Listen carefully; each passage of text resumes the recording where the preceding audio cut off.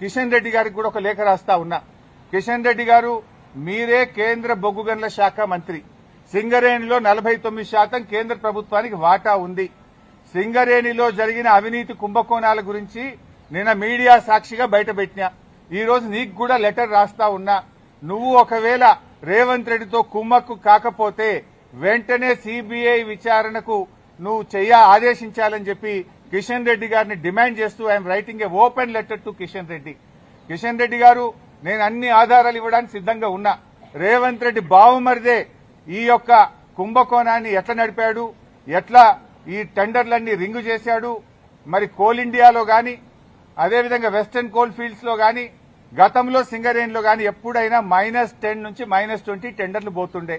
ఈ site visit certificate పెట్టిన తర్వాత మరి ఎవరెవరు టెండర్లు వేస్తున్నారో తెలిసి రేవంత్ రెడ్డి బావుమరిది ఆ కాంట్రాక్టర్లను బెదిరించి వాళ్ళు ఏ రకంగా ప్లస్ టెండర్లు ఆయన పొందిండు టెండరు, ఆయన ఎవరనుకుంటే వాళ్ళకి టెండర్ వస్తుంది, ఎవరనుకుంటే వాళ్ళకి సైట్ విజిట్ సర్టిఫికెట్ వస్తుంది. 9E బ్లాక్ ఒక్కటే రద్దు చేయడం కాదు, ఈ టెండర్లు రద్దు చేయాలి. దీని మీద సిబిఐ విచారణ జరపాలని నేను నిన్న డిమాండ్ చేసిన. ఇలా వ్రాతపూర్వకంగా కూడా కిషన్ రెడ్డి గారికి I'm writing A open letter.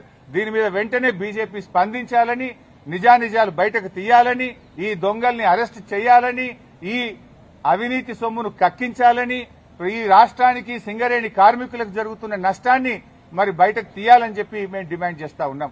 ఎందుకంటే